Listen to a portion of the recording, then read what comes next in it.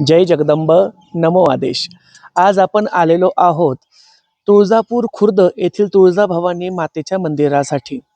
तुळजापूर खुर्द हे गाव अगदी आज तुळजापूरचाच एक हिस्सा म्हणायला हरकत नाही, कारण मुख्य तुळजापूर शहरापासून तुळजापूर खुर्दचं अंतर फक्त 2 किलोमीटर आहे। आणि या ठिकाणी सुद्धा प्रति तुळजाभवानी मातेचं हे मंदिर आहे। आणि मंदिरामधील असणारी तुळजाभवानी मातेची मूर्ती ही स्वयंभू असून ती उत्खननामध्ये सापडल्याचं सांगितलं जातं। ती आख्यायिका आपण इथे पुजाऱ्यांना विचारूयाच, परंतु चला या ठिकाणी येऊन आपण श्री तुळजाभवानी मातेचं दर्शन सुद्धा करूया। इथे ही समोर मोठी दीपमाळ आहे आणि दीपमाळीपासून आतमध्ये आपण जगदंबेच्या गाभाऱ्यामध्ये प्रवेश करत आहोत। मला या ठिकाणी आवाहन सुद्धा करावंसं वाटतं की आपण जेव्हा जेव्हा मुख्य तुळजापूरमध्ये तुळजाभवानी मातेच्या दर्शनाला येतो तेव्हा तेव्हा आपण या धाकट्या तुळजापूरला म्हणजेच तुळजापूर खुर्दच्या भवानी मातेच्या दर्शनाला सुद्धा यायला पाहिजे, कारण अगदी हुबेहूब तुळजाभवानी मातेच्याच मूर्तीची प्रतिकृती सुद्धा इथे मातेची आहे।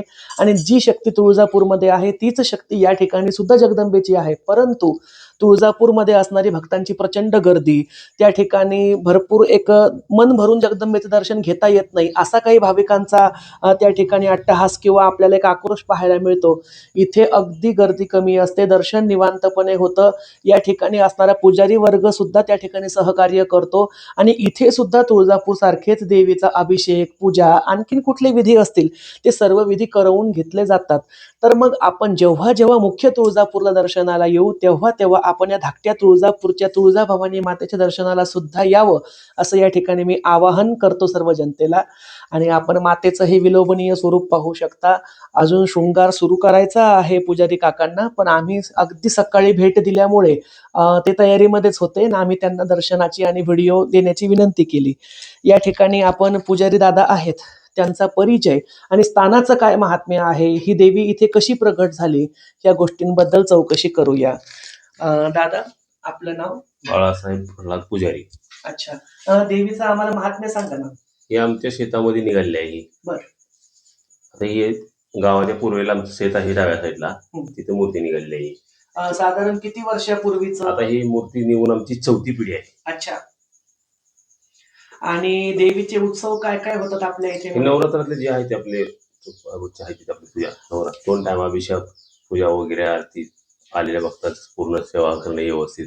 आणि जर कुठल्या भक्ताला इथे देवीचा अभिषेक किंवा देवीचा असा काही मोठी पूजा करायची असेल तर पूर्ण सगळं साहित्य पूर्ण सगळं करतो आपण। तुमच्या शिवसंपर्क साधला की सर्व सगळं ठिकाणी करून घेतलं होऊ जातं? शकतं। चालेल। तर या ठिकाणी दादांनी माहिती दिलेली आहे। धाकटे तुळजापूर हे धाकटे- मूळ तुळजापूर हे। अच्छा अच्छा, मूळ स्थान तुळजापूरचं म्हणजे मेन देवीचं हे बर मूळ बर देवी हे। बर बर बर, हे गावाच्या पूर्वेला आमचे शेत असल्यामुळे ते निघालेले आहेत, तिथे मूर्ती आणून ही स्थापना केली आहे। मूर्ती आहे अष्टभुजा। बर, डाव्या साईडला 4 हात आहेत, बर उजव्या साईडला 4 हात आहेत। बर, 8 हातामध्ये 8 शस्त्र आहेत। डाव्या साईडला चंद्र आहे, उजव्या साईडला सूर्य आहे, वरती नरसिंहमुख आहे, कपाळावरती महादेवाची पिंड आहे, शिवलिंग, पायाखाली महिषासूर आहे रेड्या रूपात, देवीचा एक पोटाखाली पाय आहे आणि उजवा पाय आहे ती पाठीवरती आहे रेड्याच्या, उजव्या हाताचा त्रिशूलचा प्रहार केलाय पाठीत रेड्याच्या, त्याच्या मानेतून दैत्य निघाला आहे, दैत्य ढाल आणि तलवार आहे, 2 बळ 2 सिंह आहेत आणि डाव्या साईडला इथे नांगराचा फाळ लागला आहे। बर बर, आता ही मूर्ती निघून आमच्या शेतामध्ये आता ही 4थी पिढी आम्ही उभारलोय।